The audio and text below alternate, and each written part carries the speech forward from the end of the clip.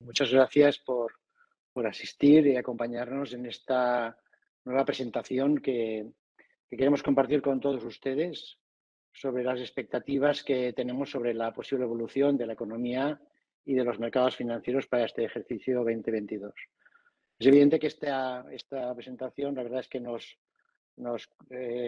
hace mucha ilusión y también nos consideramos un reto el hecho de que más de 2.200 socios se hayan inscrito en esta presentación, cosa que pone de relieve, digamos, la necesidad, ¿no? En estos momentos un poco que hemos estado observando ciertas convulsiones en los mercados, ¿no? El interés que muestra y esperamos no decepcionar a sus expectativas que seguro que se han formulado. La verdad es que queremos trasladarles, ¿no?, un poco cuáles son las estrategias que consideramos más adecuadas para dar respuesta a este desafío, los desafíos que nos está proponiendo el contexto económico en el que nos encontramos y que podemos ver que un enero, 25, 26 días de enero, que realmente son francamente interesantes y que probablemente los próximos días, semanas, pues se definirá un cierto contexto para el conjunto del año. Creo que es importante resaltarles un mensaje de optimismo prudente. Es evidente que podemos transmitir buenas noticias porque las perspectivas de crecimiento económico están ahí. El Fondo Monetario ha rebajado unas décimas, un par de décimas, 3 décimas para el ejercicio 22, pero sí que ha dado mejor perspectiva para también el 23. También es evidente que este ejercicio, pues muchos países recuperarán el PIB del año 19, Estados Unidos ya lo hizo, pero buena parte de Europa recupera el PIB del 19 este ejercicio, España será el 23. Y también es cierto que el número de afiliados a la Seguridad Social en nuestro país está siendo máximo y el nivel de ocupación está en máximos históricos. También es verdad que la posición financiera tanto de las empresas como de las familias es muy sólida y por ello tenemos que tener claro que estamos lejos de los parámetros de la crisis financiera del 2008, en donde había unas vulnerabilidades enormes en buena parte de los agentes económicos. Pero también es verdad que en estos últimos años, y COVID ha acentuado tendencias, los sucesos disruptivos están adquiriendo muchísimo protagonismo y permítanme señalar que el alza de la inflación, que ha alcanzado cotas del 6-7%, desconcierta. Y desconcierta porque nadie anticipó este fenómeno, siendo una variable clave de la política económica, de todas las políticas económicas, ¿no?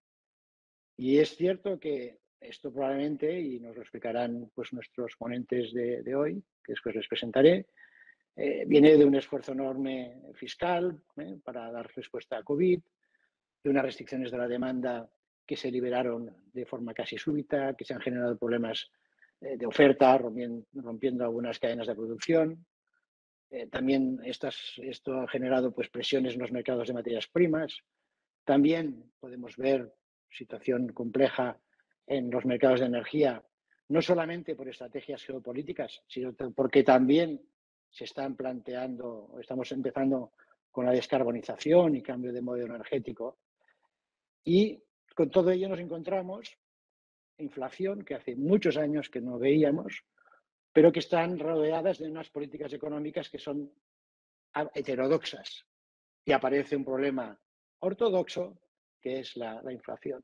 Igual se deberá retornar a la ortodoxia, pero claro, conviviendo con los increíbles, rápidos cambios globales que estamos viendo, fruto de las tecnologías de la información y sus aplicaciones, ¿no?, que están transformando no solamente la economía, sino las finanzas, el rol de las empresas, el cómo trabajamos, el cómo nos relacionamos e incluso nuestro ocio, ¿no?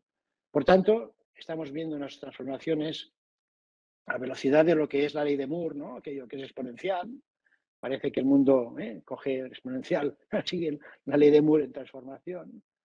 Y también nos encontramos con un elemento clave que es la necesidad de respuesta a la emergencia climática como un problema global que debe darse respuesta global y que además también es una fuerza de transformación enorme.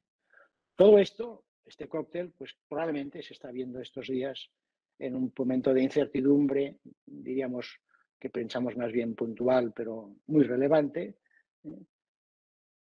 que estamos viendo estos días, ¿no? Bueno, para dar respuesta a estos desafíos, nuestra visión como entidad bancaria y cooperativa, que desde hace 50 años gestionamos con una mirada en el medio y largo plazo, pero con una gestión activa en el corto y con un elemento que nos permita pues, una adaptabilidad, adaptarnos con flexibilidad a estas rápidas transformaciones comentadas y dar respuesta a los riesgos, sean financieros, como los de crédito, de mercados, de tipos de interés, de liquidez, que son tradicionales en nuestro sector, como también los no financieros, que se nos han incorporado, como son los ciberriesgos, los tecnológicos, a partir de la fuerza exponencial de la digitalización, pero también los climáticos y la sostenibilidad, ¿no? Y todo ello nos lleva a la necesidad de monitorizar, contrastar, medir, actuar, sobre todos ellos con un objetivo de preservar no solo la estabilidad financiera de los socios, sino también, evidentemente, los de la propia entidad, pero también la estabilidad financiera global a la que Caja de Ingenieros también contribuye. Por todo esto, en esta sesión pretendemos darles visibilidad de esta nuestra visión de los mercados financieros, de este inicio del ejercicio y qué es lo que podemos esperar en los próximos trimestres para el conjunto del año 22, con la idea, con el objetivo de ayudarles a tomar conciencia de lo que podemos esperar y de los diferentes mercados y ayudarles en este sentido a la toma de decisiones. Para ello tenemos pues, a dos primeras espadas, permítanme la jerga taurina, que son Bas Fransen y Xavi Fábregas. Bas Fransen es el director de mercados de capitales de Caja de Ingenieros. Él es economista por la Universidad de Tilburg, máster en política económica y financiera del Ministerio de Economía y del Banco de Holanda. Es analista financiero europeo y es Certified Financial Analyst, que es un título norteamericano que también tiene una deriva con el tema de la ESG. Él lleva 20 años, algo más de 20 años trabajando en los mercados, en diferentes posiciones, en diferentes entidades, pero bueno, desde el año 2003 en Caja de Ingenieros. Asimismo, pues Bas actúa también docente en máster de mercados financieros de la UB, en la UPC, etcétera. Por lo tanto, Bas es la persona que dirige todo lo que es el área esta de mercados, que es la que gestiona todo lo que es la posición propia de la entidad, la actuación en los mercados y también todo lo que es el ámbito de la gestión discrecional de carteras. Y luego tenemos también a Xavi Fábregas, last but not least, Xavi Fábregas, que es el director general de Caja Ingenieros Gestión, que pues el que lidera todo el equipo de gestores de todo lo que son los fondos que gestionan los fondos de inversión y pensiones del grupo. Xavi, pues él es licenciado en Administración y Dirección de Empresas, máster en Dirección de Dirección Financiera, también es analista financiero y también tiene este CFA en ESG. Tienen la misma edad, con lo cual ambos llevan también unos 20 años en los mercados y también los dos prácticamente el mismo tiempo en Caja de Ingenieros. Bien, por tanto, tenemos a dos personas con capacidad, con conocimiento y además pues liderando unos equipos de profesionales de primer nivel que son los que dan respuesta pues a la gestión del grupo. Yo, por tanto, les dejo con ellos, les comento que la sesión va a durar 45 minutos, su exposición, y luego tendremos pues entre un cuarto de hora, 20 minutos para que ustedes puedan formular pues lo que consideren y tener el debate que consideren necesario. Yo por mi parte lo dejo aquí y luego reprendemos con el turno de preguntas. Venga, muchas gracias y Bas, tienes la palabra. Muchas gracias. Muchas gracias, Joan. Buenas tardes a todos y, por supuesto, muchas gracias a todos, tanta gente, ¿no? por conectarse y por escucharnos en estos días tan volátiles de los mercados. Un comentario logístico adicional. Las preguntas que Joan mencionaba las podemos hacer en el sistema de chat que tenemos abajo, que he visto que mucha gente ha descubierto porque nos está saludando, ¿no? Lo que presentaremos hoy, Xavi y yo, es un resumen del documento completo, el Outlook 2022, que resume un poco la situación, ¿no? Nuestra visión del entorno económico de los mercados. Este documento representa, que es un documento muy amplio, lo podrán consultar después de la presentación porque lo recibirán por mail. Es un documento que hemos preparado entre los equipos de gestión de la gestora, que es gestión, el equipo de Xavi y mi equipo en Mercado de Capitales, ¿no? Por tanto, es un trabajo en equipo, es la opinión consensuada de 14, 15 gestores. Por tanto, nosotros, Xavi y yo, tenemos el placer y honor de actuar de portavoz de esta presentación, pero bueno, es un trabajo en equipo y un trabajo consensuado. Y también desde aquí, en línea con lo que mencionaba Joan, por nuestra parte, darles gracias a nuestros compañeros por todo el trabajo realizado, ¿no? Dicho esto, vamos a comenzar. Pasamos de diapositiva. Vimos, nosotros pensamos que estamos en un año de transición, ¿no? 2022 a nivel económico y a nivel mercado financiero es un año de transición. Como este chico pequeño que vimos aquí en su bici, ¿no? Este chico va peleando en el parque y vemos enfrente, ¿no? Delante en la foto, como sus padres le acaban de quitar las ruedecitas de soporte, ¿no? ¿Por qué lo hacen los padres? Pues los padres obviamente le han quitado, ¿eh? El soporte porque piensan que su hijo está preparado, ¿no? El niño se hace mayor, está más fuerte para ir en bici solo, está más fuerte también para soportar emocionalmente una posible caída, ¿no? ¿Qué pasará con el chico? Pues el chico obviamente los primeros días irá así, ¿no? Irá en modo zigzag por el parque y quizás algún puntualmente se caerá, ¿no? Pero bueno, no pasa nada, tiene el césped al lado, el niño no es tonto, lleva casco también y por supuesto sus padres estarán muy cerca, ¿no? Si pasa algo. Pero bueno, de esta forma el chico acabará yendo en bici como un chico mayor, ¿no? Acabará aprendiendo yendo en bici como tiene que ser, ¿no? Por tanto, este chico está en transición, ¿no? Ya ven el símil. Después, al final de la presentación, volveremos con él y veremos cómo le va. En la siguiente en la siguiente página, me gustaría empezar a ver un poco cómo fueron los mercados financieros en el año 2021, ¿no? Simplificando mucho, aquí tenemos un gráfico que refleja el índice de las bolsas mundiales, reflejado por el índice MSCI World, en comparativa con la curva de contagios de la pandemia, ¿no? De COVID. Todas las diferentes olas que tenemos aquí reflejadas, ¿no? La segunda, la delta, la Omicron. La Omicron, como sabemos, se dispara muy arriba, como mínimo a niveles de contagios. Y lo que vemos a nivel de mercados financieros es que después de la fuerte caída que vimos en marzo, con las caídas aquellas de 30-40% en todas las bolsas, vemos como las correcciones en bolsas han sido menos frecuentes y desde luego menos severas, ¿no?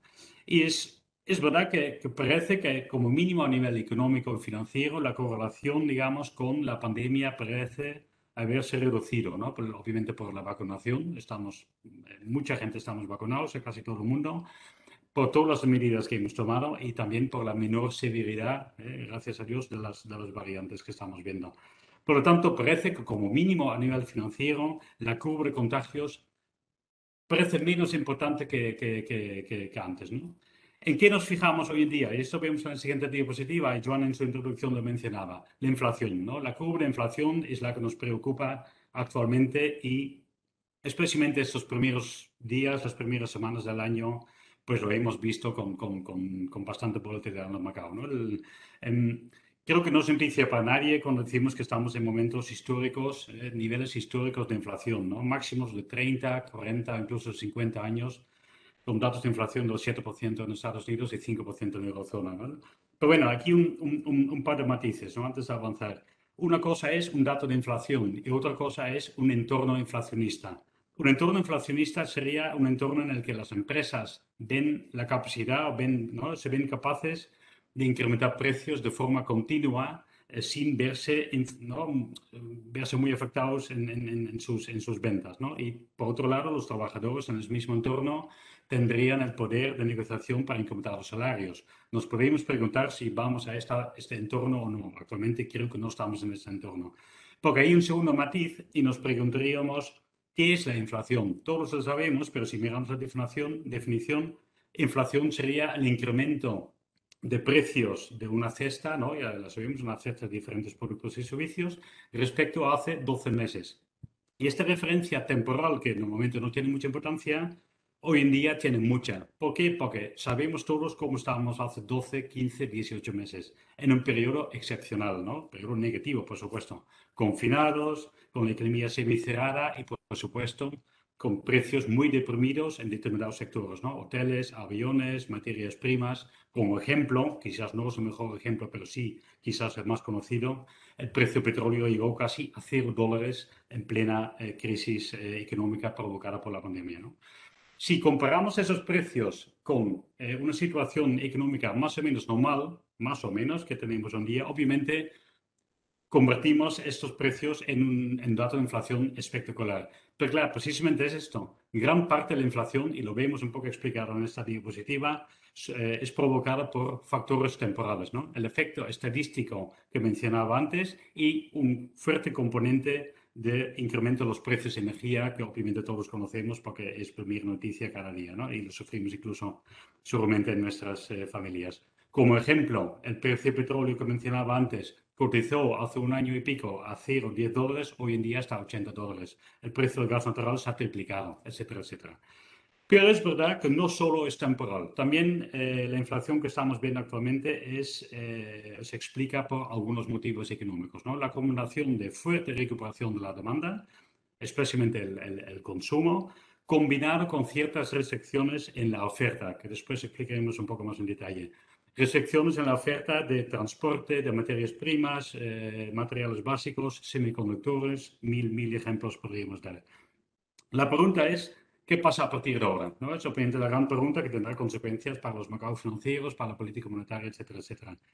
La inflación bajará y bajará rápidamente y además a partir de ya los próximos meses. ¿Por qué lo podemos decir? Porque los efectos temporales que hemos mencionado desaparecen o incluso se convierten en negativos. Pero claro, eso es una cosa. La gran pregunta es, ¿dónde se estabilizará el nivel de inflación? Después de desaparecer todos los efectos temporales, ¿qué pasará con los factores económicos que hemos mencionado? ¿No? La demanda seguirá tan fuerte, los cuellos de botella en la oferta que hemos mencionado siguen sin reducirse o mejoran, o la inflación se convierte en algo más estructural y se traslada a través de incremento de los salarios en inflación ya para los próximos años. Esa es la pregunta, ¿no? Y obviamente, como pueden tener y como Joan en su introducción ha mencionado, existe actualmente muchísima incertidumbre al respecto. Los propios bancos centrales lo reconocen, que no está claro cuál será el escenario base. Hay opiniones para todo y en nuestro en nuestro documento completo hacemos un análisis bastante completo de la situación. Aquí tenemos un resumen. Básicamente, resumiendo, nuestro escenario base es que la inflación, como comentaba, bajará rápidamente, pero se estabilizará de aquí a unos meses, unos trimestres a niveles superiores a los niveles pre-pandemia, digamos, pre-COVID. Niveles cercanos al 2% en Europa, quizás algo superiores, y niveles superiores en Estados Unidos. Y por tanto, como indicaba Joan, los bancos centrales tienen que hacer algo y lo van a hacer. Después lo comentamos. Si continuamos en la siguiente página, entramos un momentín en detalle en el shock de oferta que hemos visto, ¿no? Los cuellos de botella en las cadenas de suministro. Un tema importante, no solo por el apartado de inflación que ya he mencionado antes, sino también obviamente genera un difícil entorno para muchas empresas en muchos sectores que ya tan mal lo pasaron en plena pandemia por aspectos de la demanda. Básicamente lo que está pasando, y creo que todos hemos, en nuestro trabajo, en nuestras familias, hemos notado lo que está pasando, ¿no? Seguramente en las compras navideñas que hemos hecho, hemos notado los tiempos de espera o la falta de producto, etcétera, etcétera. Lo que está pasando, por ejemplo, pues hay tiempos de espera para recibir los materiales básicos y componentes y productos intermedios. Hemos visto fuerte incremento en los precios de materias primas. El cobre, por ejemplo, se ha duplicado en precio. Está el famoso ejemplo de hace unos meses que habían como 50, 60 de esos enormes barcos que llevan los contenedores por el mundo. Estaban esperando delante del puerto de Los Ángeles para desembarcar, ¿no? para descargar el material, cuando normalmente solo hay 2 o 3 barcos esperando, ¿no? Este tipo de ejemplos. Se comentan que los precios de coches de segunda mano en Estados Unidos han incrementado con 40%. ¿Por qué? Porque no hay coches nuevos, ¿no? O faltan coches nuevos. Bueno, así podríamos dar 1000 ejemplos. ¿Cómo hemos llegado a esta situación? Básicamente, y simplificando mucho, básicamente por dos razones. Por un lado, durante la pandemia, muchas empresas, muchos productores, muchos fabricantes han retrasado o reducido sus inversiones en ampliación de la capacidad productiva, ¿no? Es decir, en fábricas, en plantas, en máquinas, etcétera, etcétera. Estaba hablando de los cuellos de botella, ¿no? Cómo se habían producido. Pues lo que explicaba, por el lado de la oferta, desde el inicio de la pandemia, muchos productores, muchos fabricantes de materias primas, de productos básicos, reducían sus inversiones ¿no? en capacidad productiva, ¿no? En parte porque no podían, porque estaban confinados, y en parte porque no querían, porque veían un horizonte económico obviamente oscuro, ¿no? Todos lo veíamos a principio de la pandemia, como es lógico. Después, pues, encontramos las vacunas, abrimos la economía y recuperamos una demanda, si me permiten, casi loca, ¿no? Ganas de consumir, inicialmente en bienes, ¿no? En electrodomésticos, en PlayStations, en móviles, en coches, y después trasladamos esta demanda muy fuerte hacia los servicios. Y esto obviamente generó un fuerte shock, ¿no? Un fuerte desajuste entre la oferta y la demanda. Por definición económica, obviamente esa situación es temporal, ¿no? Por un lado, bueno, perdón, es temporal y de esta forma, como vemos en el gráfico de la derecha, pues muchos indicadores están indicando que esta situación se está solventando. Lentamente y paulatinamente, pues se está solventando. Por un lado, obviamente, por el lado de la oferta, muchos productores ajustan y recuperan sus planes de inversión para ampliar su capacidad productiva. Y por parte de la demanda se reajusta y también pasa, como comentaba, más bien de bienes a los servicios. Por tanto, es una situación temporal, pero como pueden entender, la oferta, la demanda no se ajusta de un día para otro. Por lo tanto, es un proceso lento, proceso paulatino, que se producirá durante este año, pero también tardará hasta el año 2023. Buenas noticias para esta parte también, pero con paciencia, ¿vale? Seguimos. En la siguiente diapositiva, con todo lo comentado y especialmente el entorno de inflación, la pregunta y la gran pregunta, podríamos decir, para los mercados financieros es qué pasará con la política monetaria, qué harán los bancos centrales. Los bancos centrales básicamente están en la situación siguiente, ¿no? Con ciertas diferencias el uno entre el otro. Están aplicando todavía una política ultra expansiva, ¿no? Estas medidas heterodoxas que Joan mencionaba en su introducción, que adoptaron bueno, por la pandemia, ¿no? El tipos de interés bajos, no, sino negativos, grandes planes de compra de activos. Lo vemos representado en el gráfico a la derecha, donde representamos el porcentaje del balance de los bancos centrales en términos de PIB, ¿no? Que ha crecido mucho y están a niveles muy elevados. 70%, por ejemplo, del PIB eurozona en caso del Banco Central Europeo. Este es uno. Por otro lado, los bancos centrales reconocen también o indican también que gran parte de la inflación que estamos viendo es temporal, en línea con lo que hemos comentado, pero a la vez reconocen que existen mayores factores de incertidumbre, mayor incertidumbre respecto a qué va a hacer la inflación a partir de ahora. Y quieren evitar, como sea, estos efectos, como ellos llaman, de segunda ronda, ¿no? Quieren evitar que se escapen las expectativas de inflación, que mayores expectativas de inflación se trasladan de una forma estructural en la economía, por ejemplo, a través de los salarios. Y por tanto, están cambiando de actitud. La Reserva Federal de los Estados Unidos ya ha empezado, ya hace unos meses empezó a reducir el importe que compra en su programa de compra de activos financieros. Y en la reunión que tienen justamente hoy, esta noche tenemos los resultados, seguramente anticipará una primera subida de tipos de interés para su reunión de marzo. El Banco Central Europeo va un poco retrasado respecto al camino de Estados Unidos, pero también ha empezado a anunciar una reducción del ritmo de compra de sus activos y si todo sigue por el camino, ya veremos, queda mucho, es previsible que a partir del año 2023 empezamos a ver unas primeras pequeñas subidas de tipos de interés por parte de nuestro Banco Central. ¿Quiere decir esto que vamos a un escenario de tipos de interés mucho más altos? No, pensamos que no, que como mínimo en el escenario actual de la inflación y crecimiento económico que estamos viendo, estamos hablando de una reducción de la política ultra expansiva a una política más normal, una política expansiva. Pero no tan heterodoxo como mencionaba antes. Y así lo descuenta el mercado. Lo vemos abajo en el gráfico, el mercado descuenta para los próximos 2 años, por ejemplo, un incremento de los tipos de interés en Estados Unidos aproximadamente al 2%. Y en el caso del Banco Central Europeo, pues obviamente mucho menos. Descuenta unas ligeras subidas de tipos de interés a partir del año que viene. Por lo tanto, y es como mensaje clave en este capítulo, reducción de la política ultra expansiva, sí. Un paso a política restrictiva, no. Desde luego que no. Seguimos con mínimo los primeros años contando con un entorno de tipos de interés razonablemente reducidos. La siguiente pregunta, obviamente, en la siguiente página, es si la política monetaria se modifica, ¿cuáles son las consecuencias para el mercado de bonos, ¿no?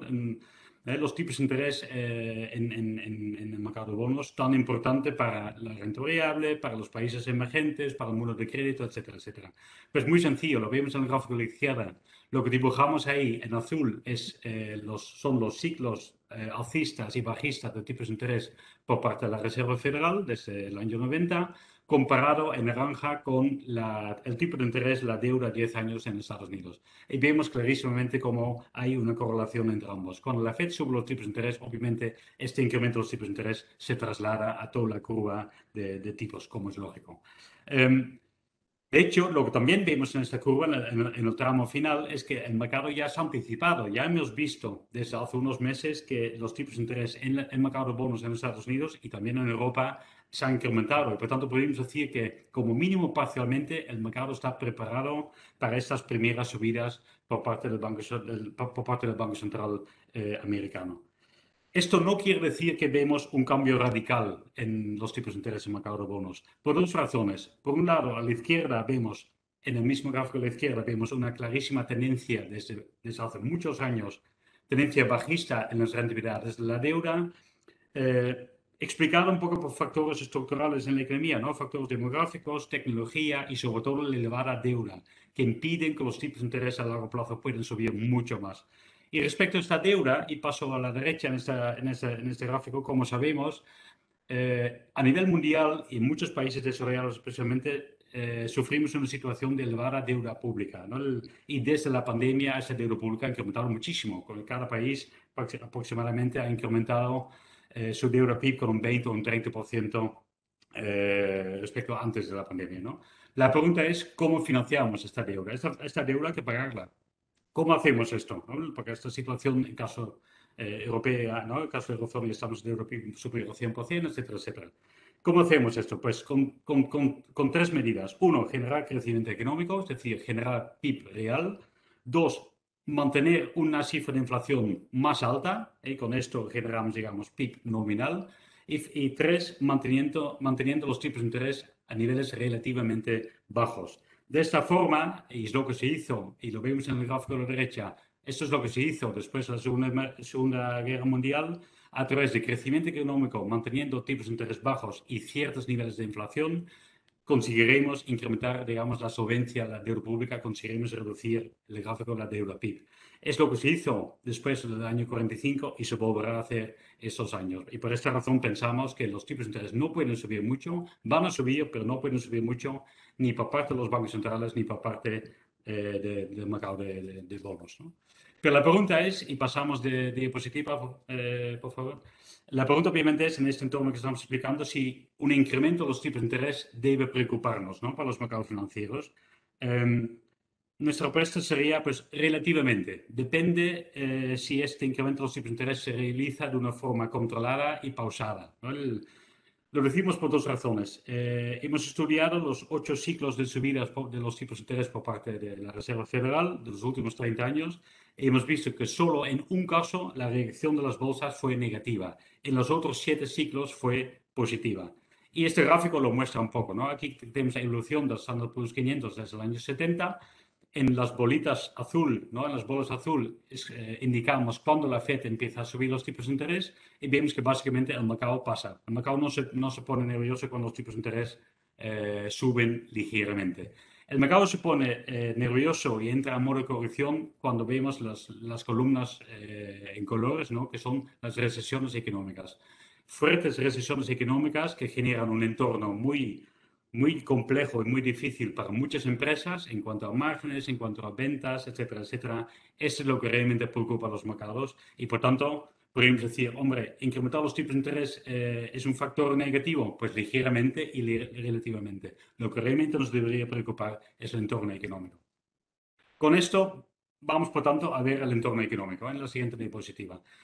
En nuestro documento completo que antes mencionaba, reflejamos un análisis muy completo de las diferentes economías del mundo. Aquí, en un minuto, intento resumir cómo nosotros lo vemos. Como mencionaba Joan en su introducción, el FMI ayer, ¿no?, publicó su actualización de las previsiones. El FMI cuenta con un crecimiento de la economía mundial de aproximadamente un 4,5%, ¿no? Esto es una revisión a la baja por diferentes factores, Omicron, inflación, la oferta, todo lo que hemos comentado, pero desde luego es un nivel muy, muy, muy superior al ritmo de crecimiento normal de la economía mundial. Por tanto, por esa parte, buenas noticias. Es verdad que la recuperación es muy desigual, Joan lo mencionaba, ¿no? Hay muchos países que aún no han recuperado su nivel de PIB de antes de la pandemia, otros lo han conseguido, la eurozona y en el caso de España, por ejemplo, vamos un poco detrás, los países emergentes también. Pero, por ejemplo, si vamos rápidamente bloques por bloques, pues en el caso de Estados Unidos en Europa, pues confiamos en un rápido crecimiento de la economía, aproximadamente un 4% para este año, por la implementación de los distintos planes fiscales en Estados Unidos y un Next Generation en Europa, posiblemente planes fiscales en Alemania, etcétera, etcétera, por la fortaleza del consumo, ¿no?, gracias a las elevadas tasas de ahorro que hemos ido acumulando durante la pandemia, y finalmente también por fortaleza de la inversión empresarial. El caso de China es distinta, ¿no? China, como hemos visto, nos adelantó en el semi-control de la pandemia. Para China esperamos una tendencia a la baja de la cifra de crecimiento. Por un lado, porque es una tendencia estructural que está llevando a cabo China, con mayor peso en su PIB de la demanda interna, es un tema más técnico. Y otra parte que es más reciente por la debilidad de su sector inmobiliario. Seguramente habrán visto noticias en prensa al respecto, ¿no? El sector inmobiliario en China está en una fase semi-burbuja, digamos, financiada por elevado endeudamiento privada. Hay problemas con algunas empresas inmobiliarias y tiene su importancia porque el sector inmobiliario en China pesa aproximadamente un tercio de su PIB. Por lo tanto, pensamos que la tendencia de crecimiento en China es a la baja. Sí que es verdad, por otra parte, que las autoridades lo están viendo, las autoridades fiscales y la política monetaria y los bancos centrales o el Banco Central en China están tomando medidas, ¿no? Están incrementando planes fiscales y concretamente el Banco Central de China bajó los tipos de interés la semana pasada. Por tanto, pensamos que las autoridades chinas sabrán manejar la situación para evitar una fuerte caída de su ritmo de crecimiento. Y finalmente, por el bloque emergente, sabiendo que el bloque emergente es muy diverso, ¿no? La verdad es que no es del todo justo hablar de un único bloque. Pensamos en mayor crecimiento por parte de los países emergentes en Asia, aproximadamente un 6%. Los países en Latinoamérica pensamos bueno, el crecimiento más bajo, con mayor debilidad de su estructura. Lo dejo aquí porque en el documento completo, si les de su interés, pueden ver todo nuestro análisis. Pasamos página y vemos, y voy acabando, obviamente, aparte de toda esta explicación que hemos hecho, existen diferentes escenarios de riesgos, ¿no? Y aquí tenemos vía imágenes pues unos ejemplos y seguramente existen mucho más, ¿no? El primero y más reciente y más inminente seguramente es la situación entre Rusia y Ucrania, ¿no? Ahí lo dejo. Obviamente uno de los factores de preocupación de los mercados de estos días. Otro factor, incertidumbre muy clave, obviamente, es la inflación. Si la inflación nos decepciona y no baja tan rápidamente como esperamos, obviamente los bancos centrales tendrán que cambiar de actitud. Tenemos la situación de la economía china que hemos mencionado. Tenemos, obviamente, incertidumbre sobre posibles nuevas variantes de COVID. Y finalmente, a nivel político, geopolítico, tenemos la situación digamos, la relación China-Taiwán, Estados Unidos con los semiconductores en mente, y también elecciones en noviembre en Estados Unidos, ¿no? Las elecciones midterm, como lo llaman, que podrían significar, digamos, un pequeño debacle político para Biden con consecuencias para el resto de su mandato, ¿no? Desde luego, factores y sobre todo la parte, obviamente, el conflicto en Ucrania y la inflación, dos temas que tenemos que seguir muy de cerca. Voy acabando. En la siguiente diapositiva. Resumiendo, estamos en un año de transición, como decía antes, ¿no? 2021, un año en los que los mercados se veían muy reforzados por un fuerte crecimiento económico y respaldado también por una política fiscal y monetaria muy expansiva. En contra teníamos pues las dificultades de las variantes COVID, los shocks de oferta que hemos comentado y el repunte de la inflación. 2022 será muy distinto, muy distinto. Ya hemos comentado que la política fiscal y monetaria será menos expansiva, pero a la vez, y esto es en sí obviamente una mala noticia, pero a la vez seguimos disfrutando un crecimiento económico fuerte. Posiblemente podríamos tener buenas noticias por parte de la pandemia y prevemos que los cuellos de botella en la oferta se vayan reduciendo, ¿no? Por lo tanto, un cóctel muy distinto con 2021, un año diferente, un año de transición, pero para nada tiene que ser negativo para los mercados, ¿no? Después lo vemos. Y finalizo y volvemos a nuestro amigo en la bicicleta, en la última diapositiva. Em, Como decíamos, año de transición, ¿no? Vemos que el niño pequeño sigue peleándose con la visa y creo que ya entenderán el símil con lo que hemos explicado, ¿no? Nuestros padres, es decir, los bancos centrales y autoridades fiscales, poco a poco nos están quitando las ruedecitas, ¿no? Nos están quitando las medidas ultra expansivas. La reacción del mercado, es decir, el chico, puede ser volátil, ¿no? Su movimiento zigzag por el parque y de hecho esos días lo estamos viendo. Pero seguiremos avanzando. La economía está muy fuerte y además al lado tenemos el césped y el casco en modo de datos económicos, en modo vacunas, buenas noticias por parte de la pandemia y una reducción de los cuellos de botella. Y finalmente, no podemos olvidarnos, ¿no? El impulso fiscal y monetario, nuestros padres, ¿no? Se reducen, pero no desaparecen, siguen ahí. No estamos hablando de política restrictiva.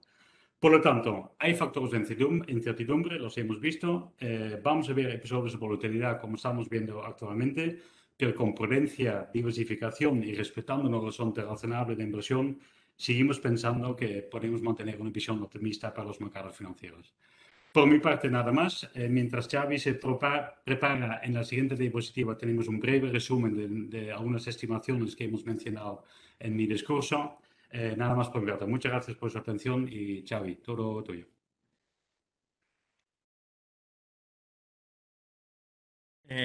Muy bien, gracias, Bas. Buena tarde, buenas tardes. Seguimos con la inflación. Lo tenemos en esta diapositiva, en el gráfico de la izquierda. Vemos como en el año 21, en rojo, las diferentes lecturas del índice de precio al consumo, en este caso en Estados Unidos, se han ido incrementando. Empezamos en niveles de algo por debajo al 2 y hemos cerrado el 2021 con niveles de inflación en torno al 5% en cuanto a lo que es la inflación subyacente, la que excluye energía y alimentos.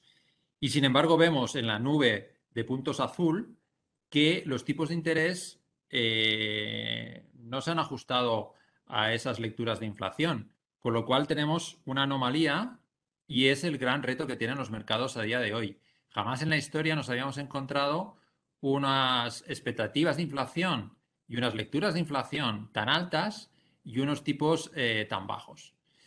Con lo cual, estamos en un escenario en que, lógicamente, lo que será el devenir de los activos financieros y en particular de las bolsas vendrá explicado sobre todo por cómo se muevan esas expectativas de inflación.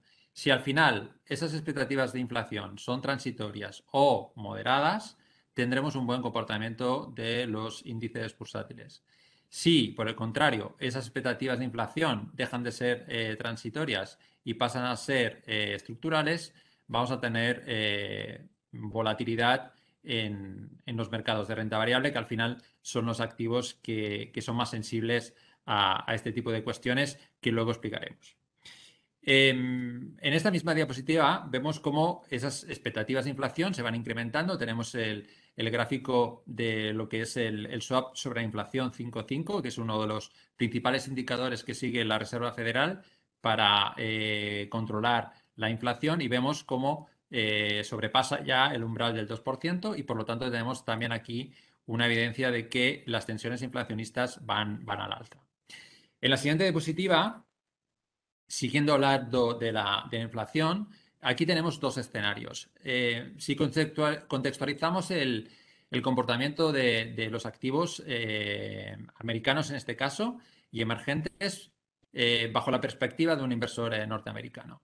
Esto corresponde a rentabilidades de distintos tipos de activos en los últimos 30 años, ¿vale? Rentabilidades nominales.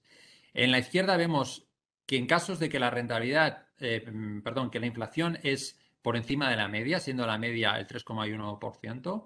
Vemos cómo tenemos un comportamiento dispar en cuanto a lo que es los distintos activos financieros. Vamos desde el 7% de retorno anualizado nominal de la renta variable norteamericana hasta un 20% de lo que son materias primas, que son precisamente el activo que más, de alguna forma, cubre la inflación creciente.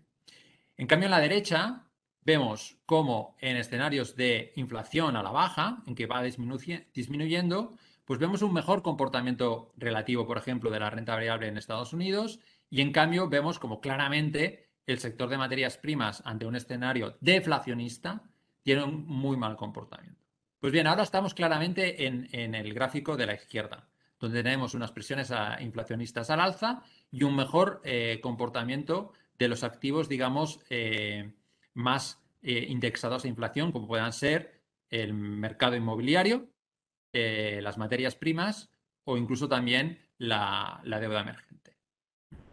Bien, seguimos con la presentación. En la siguiente diapositiva, aquí tenemos lo que de alguna forma ha descontado el mercado hasta la fecha, ¿vale? Los vientos de cola que han, de alguna forma, propiciado una de las mayores recuperaciones en mercados que hemos visto jamás después del estallido, digamos, de la pandemia en el año 2020, con la fuerte caída de los activos de riesgo y la muy fuerte recuperación que hemos visto posteriormente. ¿Por qué? En parte porque hemos tenido una recuperación, digamos, de lo que es la actividad económica muy por encima de lo que podríamos haber previsto inicialmente. Y es precisamente estos gráficos los que de alguna forma nos están diciendo que la recuperación ha sido fuerte, tanto desde el punto de vista de producción de los países de la OCDE, desde el punto de vista de lo que es el PIB global y también desde el punto de vista de los ingresos generados por las compañías cotizadas, ¿vale? Por lo tanto, tenemos una evidencia de que efectivamente la bolsa no ha hecho más que acompañar una realidad, que era una realidad de recuperación.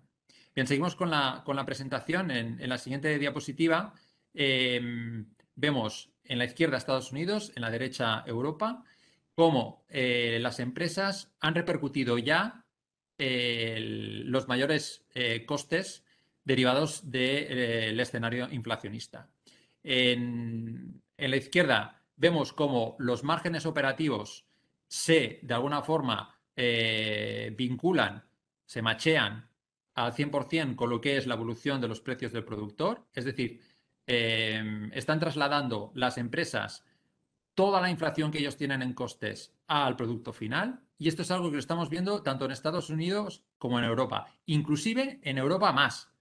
En Europa quizás se ha repercutido incluso más lo que es los costes en el producto final. Por lo tanto, vemos claramente cómo la demanda es muy inelástica, es decir, el fruto del ahorro que se ha generado durante la pandemia, el consumidor es receptivo a esas subidas de precios. Faltará ver si esa, digamos, esa recepción que tienen actualmente los consumidores se va a alargar en el tiempo.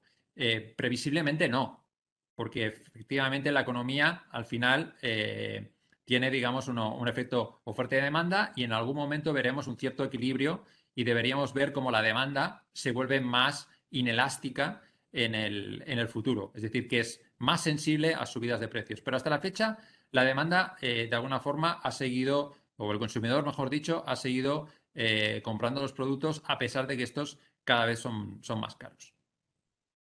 Vemos en la segunda diapositiva, y ya terminaríamos con el bloque de inflación, otro viento de cola que hemos visto hasta la fecha en los mercados. Si miramos lo que es la evolución en ventas, en margen operativo y en crecimiento, y nos situamos en la columna del final de todo, la de septiembre 21, vemos como absolutamente los tres indicadores están en verde.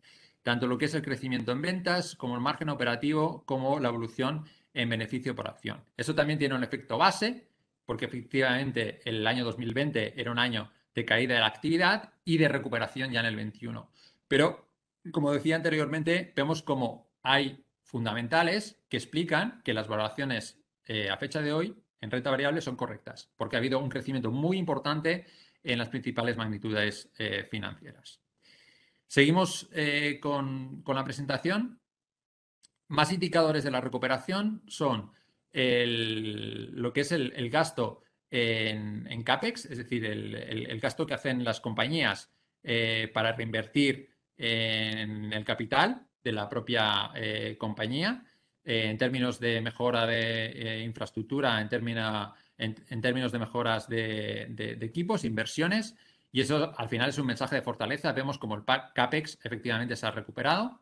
Y lo mismo podríamos decir de otro indicador que nos dice que la salud financiera o corporativa es buena, que es el indicador de fusiones y adquisiciones. Vemos cómo en los últimos tiempos el número de operaciones pues, ha vuelto a zona de máximos, sería la línea verde. Si lo miramos en número de operaciones, que sería esta línea verde, pues vemos que estamos en esa zona de máximos. Y si lo miramos en términos de volumen, del importe, digamos, que mueve todo este, digamos, fenómeno de fusiones y adquisiciones, también nos encontraríamos en una zona cercana de máximos. Hay un indicador algo más prudente, que son las primas pagadas, que es lo que está dispuesto a pagar el comprador de más respecto al precio actual que tiene la compañía OPADA. Aquí vemos cierta prudencia, también por un tema de madurez, digamos, del propio mercado. Por lo tanto, estamos también en una tónica fundamental buena desde el punto de vista de indicadores para renta variable. Bien, seguimos con más gráficos. Tenemos en la izquierda la recuperación de los dividendos, muy acusada en Japón, Estados Unidos emergentes e incipiente en otras regiones, como pueda ser Europa o España. Pero ciertamente la recuperación de los beneficios que pagan las compañías a los accionistas es un indicador que ciertamente hay un mensaje de confianza por parte de los directivos, de los equipos directivos y de las propias compañías que se sientan con fuerza para distribuir un importe elevado de sus beneficios al accionista. Lo mismo podríamos hablar en el gráfico de derecha en términos de recompra de acciones, donde vemos una paulatina recuperación. En este caso no es tan fuerte como la que hemos visto en dividendos, pero en cualquier caso vemos que también hay una tendencia positiva. Vamos iniciando ya el último bloque. En la siguiente diapositiva lo que tenemos es un tema de flujos. ¿Por qué la bolsa se ha comportado tan bien en el año 21? En parte también porque los flujos hacia los activos de riesgo, principalmente la bolsa, han sido muy, muy altos, han sido, digamos, espectaculares. De hecho, podemos ver en la gráfica de la izquierda cómo la línea azul oscura, que correspondería a la renta variable, es la que tiene más pendiente. Y vemos claramente como en el año 21 los flujos de entrada hacia esa clase de activo, hacia la renta variable, ha cogido mucha fuerza.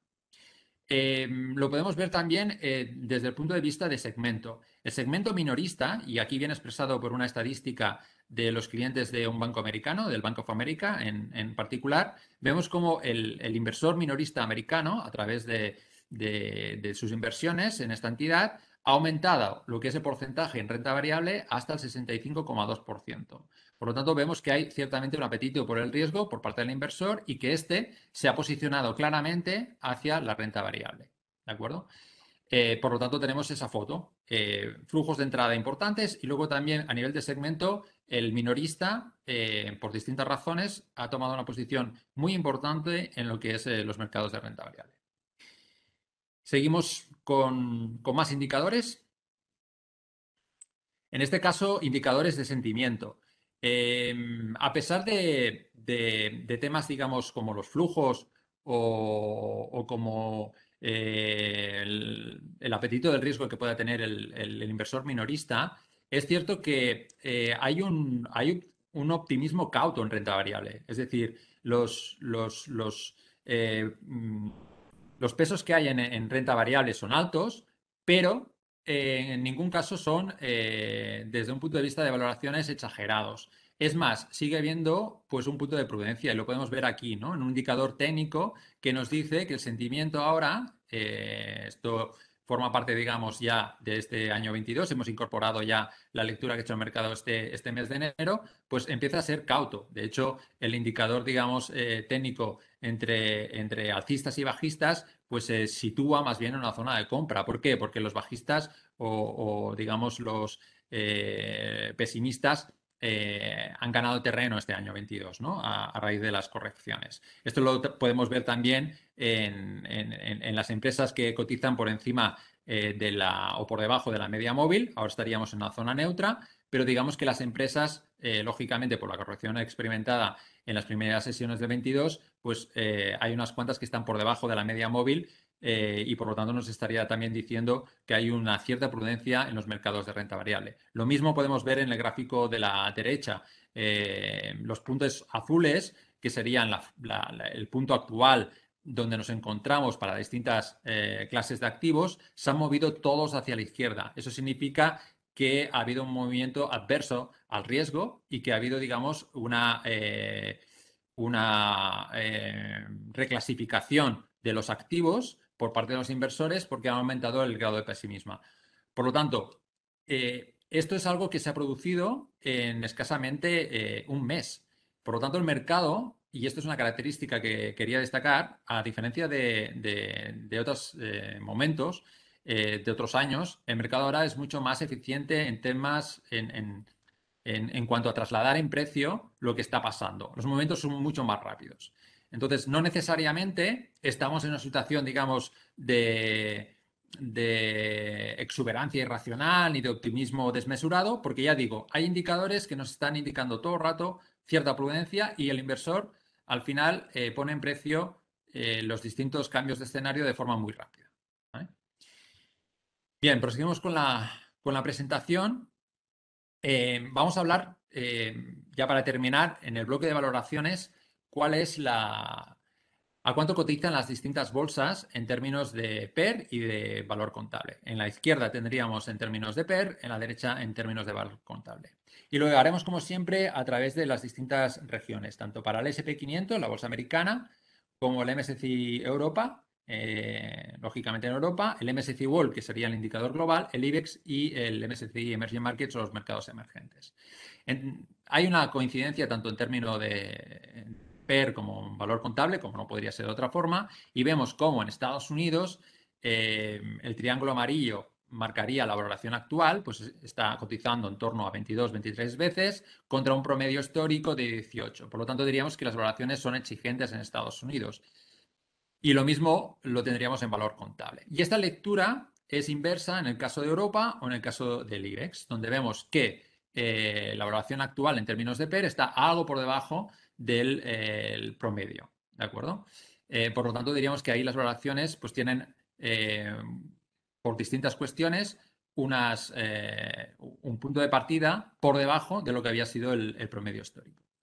En el caso del MSCI World tendríamos un punto de partida algo por encima de lo que es el promedio histórico, y en el caso del MSCI Emerging Markets estaríamos también por debajo de lo que es el promedio histórico. Por lo tanto, en términos de promedio de lo que es las valoraciones de las distintas regiones a través de sus bolsas, estamos, dependiendo de la región, por encima o por debajo. Fundamentalmente en Estados Unidos estamos algo por arriba, también porque hay una prima de calidad, y en MSCI World, es decir, en lo que es el índice de referencia global, también estaríamos algo por encima. En el resto estaríamos con valoraciones en línea o incluso por debajo. Por lo tanto, tampoco podemos hablar de una exuberancia irracional en términos de renta variable. Abajo tenemos lo que es el mapa de calor por sectores. ¿Cuáles son los sectores que han performado o han tenido un mejor recorrido en términos de rentabilidad en los últimos años? Pues claramente el sector de consumo discrecional y el sector de tecnología, información y tecnología. Lo podemos ver como en rojo tenemos tanto el consumo discrecional como en Estados Unidos hablo, tecnología, y en el otro extremo, como sectores, digamos, que están con unas valoraciones más bajas, sectores como el financiero, ¿no? Por lo tanto, ¿qué tenemos aquí? Tenemos una combinación de, bueno, los mercados a nivel de valoraciones, dependiendo de la región, las tenemos un pelín más caras o un pelín con descuento, pero claramente lo que tenemos es determinados sectores que están muy caros y otros sectores que están muy baratos.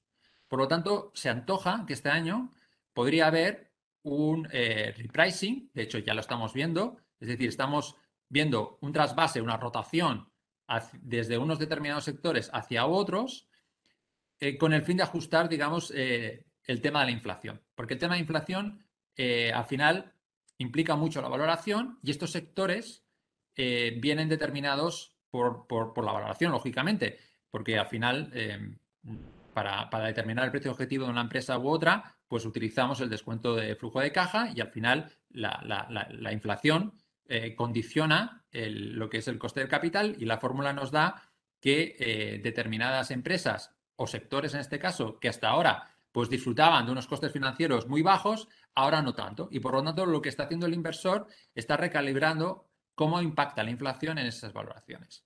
Por lo tanto, ya digo que hasta la fecha, en este año 22, estamos viendo una rotación desde sectores menos cíclicos o, digamos, de mayor crecimiento hacia sectores más cíclicos y donde el crecimiento no es tan importante. Y ya veremos luego que esto de alguna forma se está materializando en cambios importantes en lo que es el comportamiento de los sectores. Termino con las siguientes 3 diapositivas, creo que son. Si podemos, exactamente. Sí, antes el tema de la inversión socialmente responsable, un denominador común que hay a nivel, digamos, de la inversión socialmente responsable es que seleccionamos empresas de calidad. ¿Por qué? Porque básicamente están menos endeudadas y en términos de rentabilidad para el accionista dan más rentabilidad, tanto en términos de retorno sobre el capital como de recursos propios, y también tienen un mayor margen neto y operativo. Por lo tanto, la calidad la tenemos ahí precisamente en nombres que están asociados a la inversión socialmente responsable o que tienen unos estándares en el ámbito ambiental, social y corporativo muy altos. Eso también ha propiciado un flujo de entrada y ya hemos visto antes que los flujos ahora están, digamos, como rotando. Entonces veremos qué pasará también con esas valoraciones que se han vuelto exigentes en el ámbito de la ISR. Pero ciertamente la calidad sigue estando ahí, porque es un hecho, lo vemos también en la siguiente diapositiva, como las empresas que están en índices socialmente responsables han performado mucho mejor en los últimos tiempos. En la diapositiva 27, en la siguiente diapositiva, vemos el comportamiento de los índices ISR, que serían las columnas ASG, contra el resto de mercado. Y vemos cómo en el año 21, a excepción de Europa, todos los índices, tanto globales como emergentes, lo hicieron mejor. Y si lo miramos, esto es mucho más interesante, en periodos de 3, 5 y 7 años, siguen haciéndolo mejor. Por lo tanto, tenemos una evidencia empírica que en el corto plazo ciertamente han performado mejor o han tenido un mejor comportamiento, pero es que también en el medio y largo plazo lo han tenido, y eso aún es más importante. Por lo tanto, a pesar de que puede haber una rotación en el corto plazo, no hay que perder de perspectiva que al final la calidad compone un retorno mayor en el largo plazo. Y eso es algo que tenemos muy claro. Bien, ahora sí, pasaríamos ya a las últimas 2 diapositivas. Hemos actualizado, lógicamente, lo que son las estimaciones de recorrido para las distintas bolsas. En el caso de Estados Unidos, para SP500, con un valor actual de 4.400 y un precio objetivo que tenemos de 4.700, un intervalo entre 4.750 puntos y 5.000 puntos, nos daría un recorrido aproximadamente a precios de hoy del 11%. Luego ya veremos que estamos positivos en renta variable americana. En renta variable europea, haciendo el mismo ejercicio, tendríamos un recorrido en torno al 15%. También aquí estamos, digamos, positivos. En el caso de mercados emergentes, aquí el recorrido está más ajustado. A precios actuales estaríamos hablando de un 7% y nuestra valoración sería neutral. Y en el caso del IBEX 35, a precios actuales, el recorrido que habría con este escenario de 9.000, 9.500 puntos de objetivo, ahí estaríamos hablando en torno al 7,5% de rentabilidad esperada respecto a niveles actuales. Por lo tanto, ya vemos que a excepción de Europa, tenemos recorridos de un dígito. No estamos hablando de recorridos como en el año 2021, pero en cualquier caso, con la información que tenemos a fecha de hoy, incorporando los niveles de inflación que está descontando el mercado, más lo que es los tipos de interés real, porque los tipos de interés real, a pesar de que han subido, siguen dando unas valoraciones compatibles con estos precios objetivos. Hablaríamos de recorrido al alza para los principales índices de renta variable.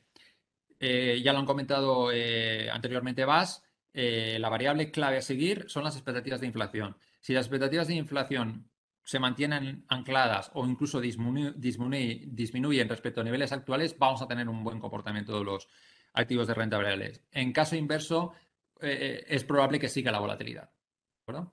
Y terminamos con nuestro velocímetro, que es un poquito el indicador que tenemos por distintos activos y regiones en cuanto a cuál es nuestro posicionamiento y cuál es nuestra perspectiva. En renta variable, como comentado anteriormente, positivos en Estados Unidos y en Europa y más neutrales, de hecho con una recomendación neutral tanto en España como en emergentes. En renta fija corporativa, pues seguimos con un asset allocation o lo que es una ponderación de activos similar a la que teníamos en el último trimestre del año anterior, del 2021, y estaríamos en una zona, digamos, neutral tanto para Europa, periferia, Estados Unidos y emergentes. En cuanto a deuda pública, aquí claramente estamos negativos, especialmente en deuda pública de Alemania y Estados Unidos. Y a pesar de que estamos también negativos en deuda pública española, por distintas razones, digamos, de encuadre dentro de lo que es la zona euro, España no estaríamos tan negativos como en el caso de Alemania o Estados Unidos.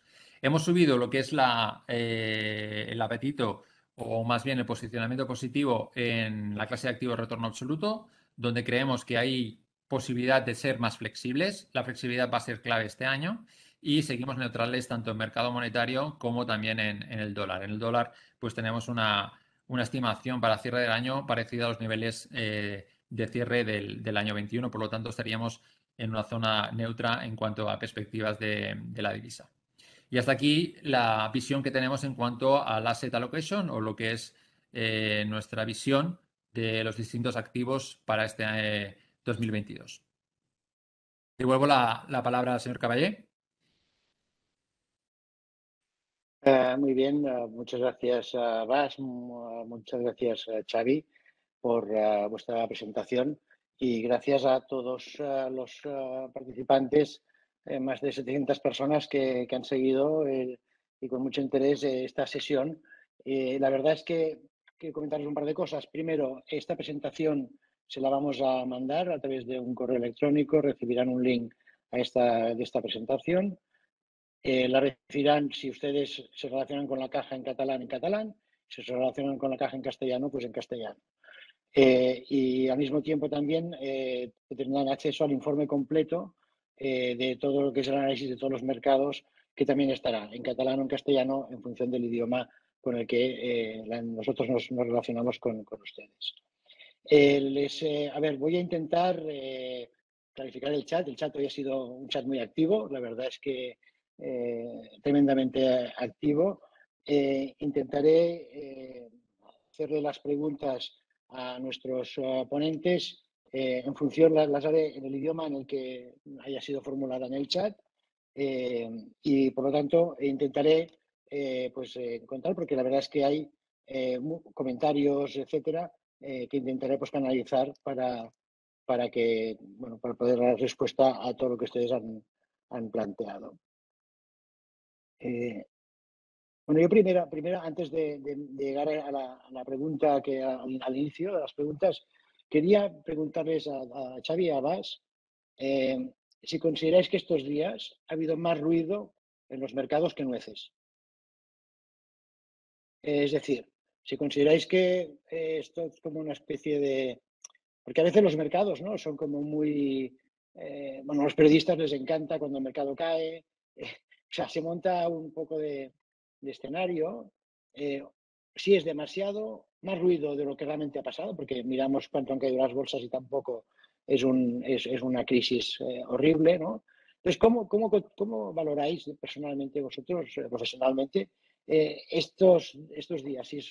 Si los mercados han sobrereaccionado, es razonable, estas cosas pasan, vemos que es positivo desde el punto de vista de que esto clarifica.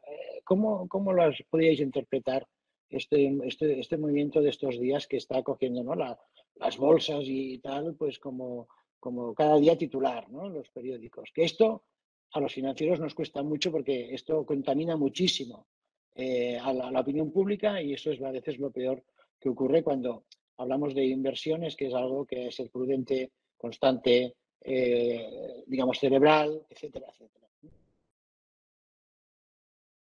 Ahí os Si quieres, lanzaría. Xavi, ¿me Sí, complementas? perfecto, vas. Bueno, en mi opinión, a medias. Eh, Argumentos para una corrección, sí, porque hemos visto dos temas muy importantes y en el chat se ha comentado. Uno es obviamente el cambio de mensaje de la Reserva Federal, ¿no? Bueno, que en recientes declaraciones ha adelantado, digamos, la expectativa, la primera subida de tipos de interés que inicialmente estaba previsto, quizás para junio, pues de repente estamos hablando de marzo. Esto es uno. Aunque sea una pequeña subida de tipos de interés y con un foco medio y largo plazo, como he intentado explicar, tampoco nos preocupa excesivamente si seguimos en este ritmo que descuenta el mercado, pero la noticia en sí, obviamente sí. Y luego Ucrania. Ucrania es, ¿no? Bueno, ya todos sabemos que no es un tema económico, todos lo leemos en prensa, las tensiones van creciendo ahí y es una situación, obviamente, bueno, de preocupación con consecuencias económicas por ¿no? el peso que tienen ambos países en las exportaciones europeas, por las conexiones con el gas natural, etcétera, etcétera.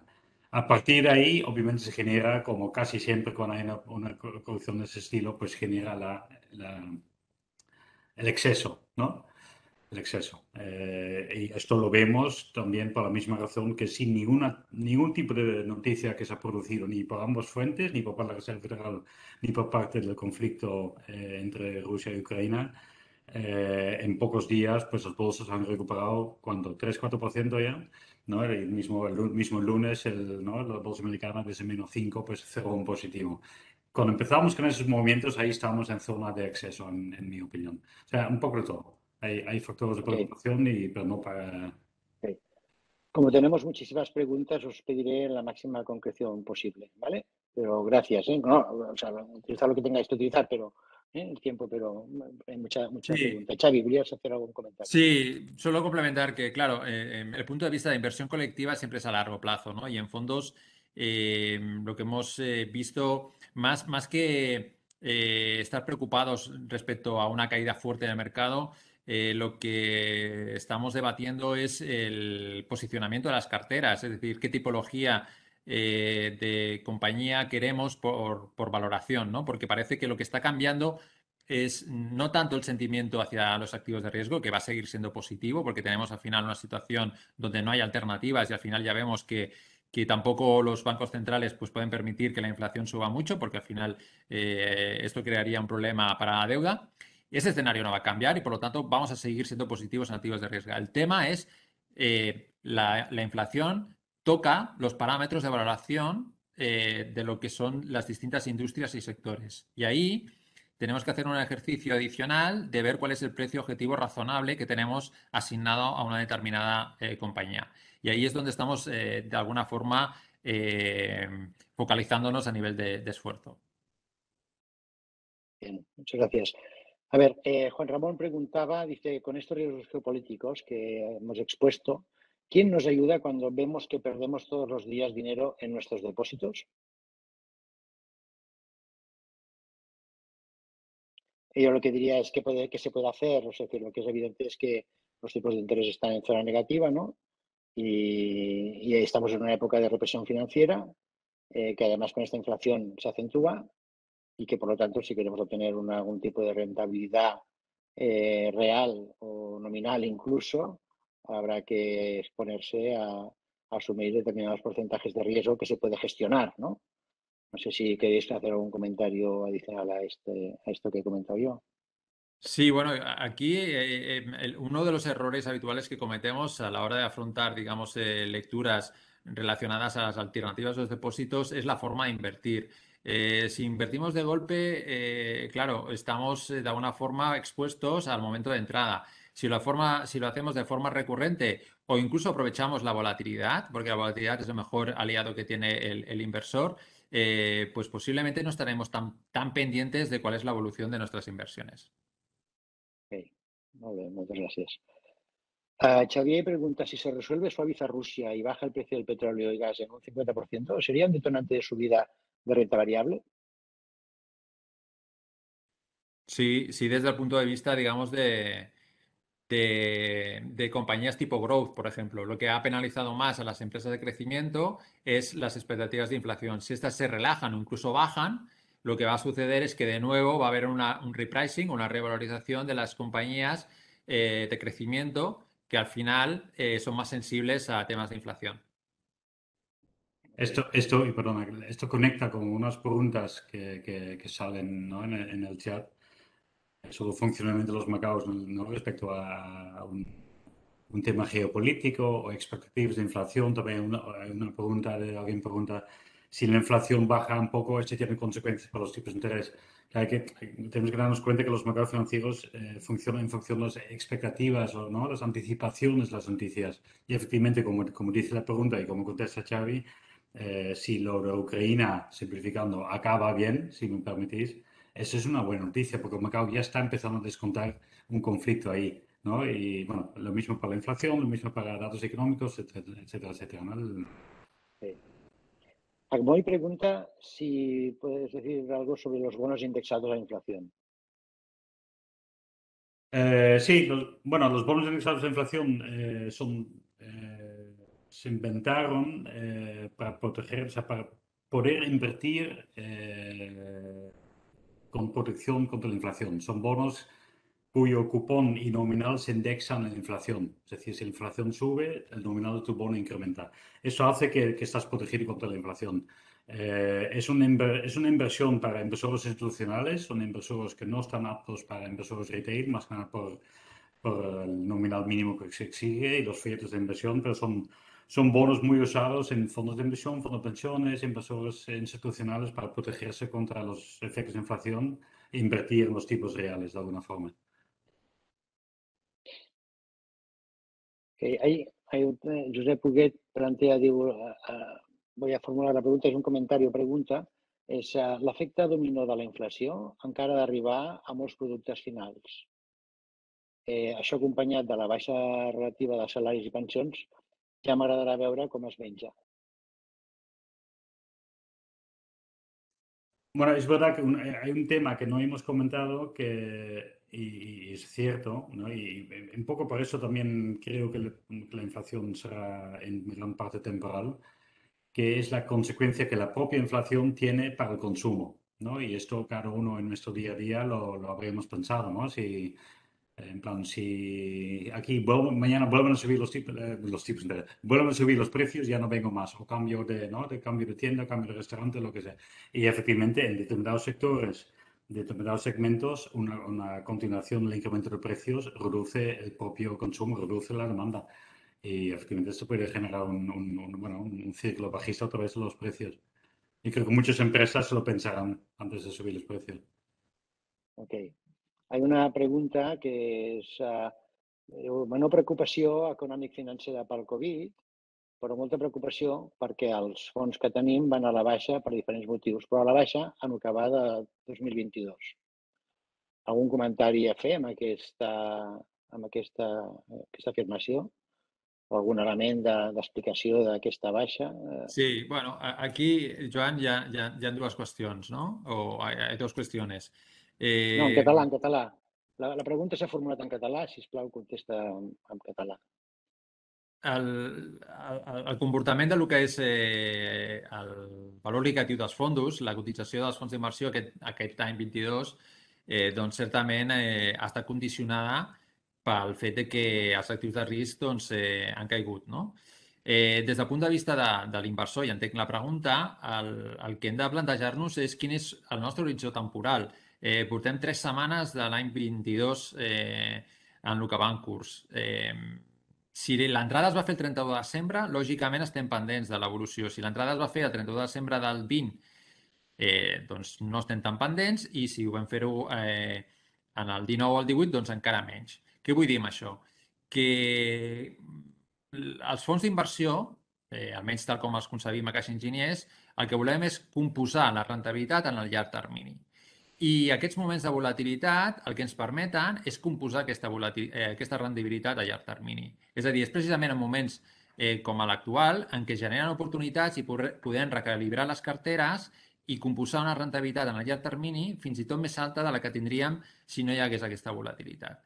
Això no és fàcil, però certament si d'alguna manera tenim l'habilitat i tenim, diguem-ne, la convicció de fer-ho, i jo diria que l'experiència es diu que tenim aquesta convicció i sabem fer-ho, doncs no estaria molt preocupat.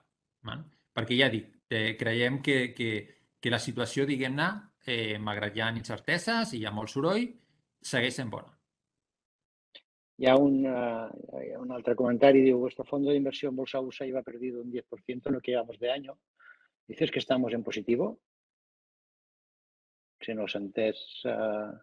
Estamos en negativo en lo que es el 22, pero si lo miramos en términos anualizados de los últimos 3, 5 o 10 años, pues tendremos unas rentabilidades anualizadas en torno al 7, 9 o así, ahora no tengo el dato exacto. Pero en inversión colectiva las rentabilidades se miran en periodos anualizados y preferiblemente en 3 y 5 años. Bien. Aquí dice, si las empresas están pudiendo trasladar inflación de costes a precios, entonces lo lógico es que Consumer y Discretionary puedan ir muy bien. También si los tipos de interés suben, los bancos tienen que ir mejor. Energía dependemos de Putin. Dice, ¿quién sabe? Bueno, ¿estáis de acuerdo con esta afirmación?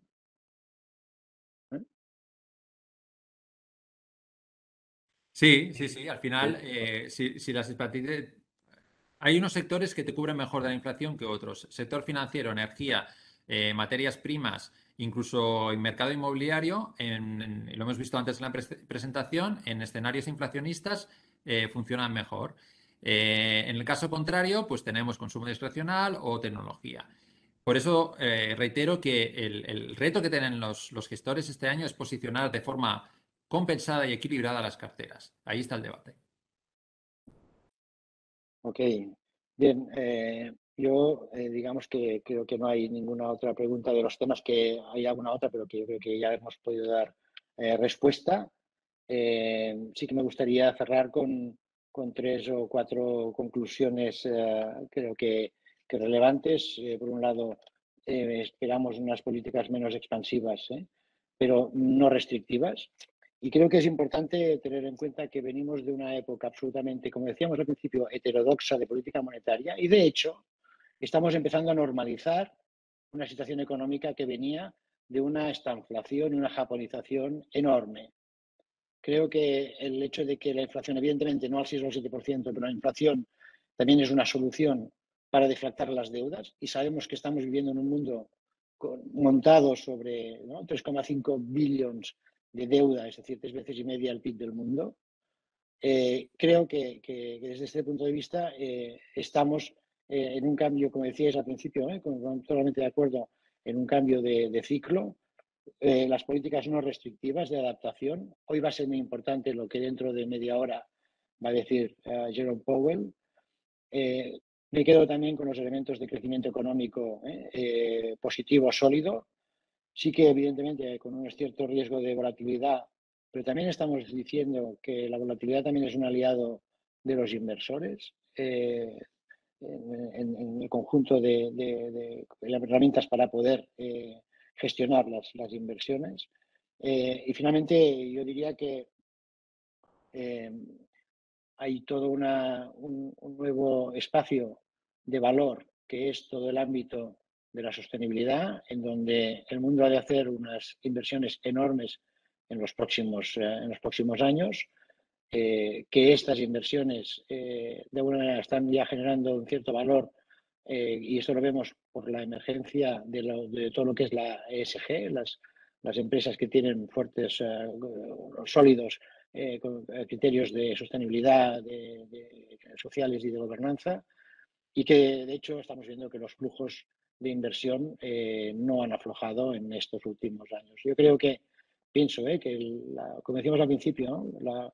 La perspectiva es más de tono positivo. Evidentemente, esta situación de estas últimas 2 semanas pues, ha sorprendido a todo el mundo, pero también es verdad que en el año, cuando con el COVID-20 en el mes de marzo, hubo también parecía que el mundo se acababa. En 15 días los mercados dieron un tumbo enorme, cayeron de una forma extraordinaria y luego, bueno, pues hemos visto que desde abril del año 20 los mercados se han comportado de una forma extraordinariamente positiva.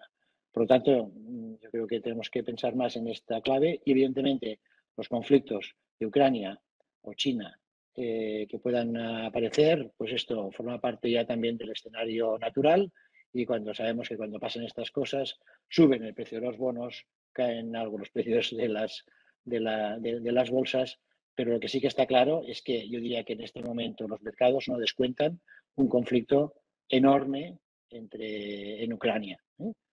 Si hubiera un conflicto, se previera un conflicto enorme, seguramente teníamos una situación más complicada. Bien, muchas gracias a todos por su asistencia, por seguirnos, por su actividad a través del chat.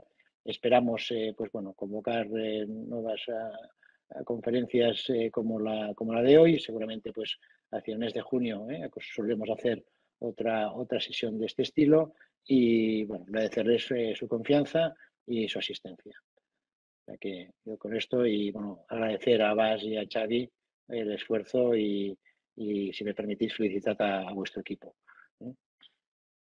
Y muchas gracias. Muy bien, muchas gracias. Bueno, Gracias. muchas gracias. Dios.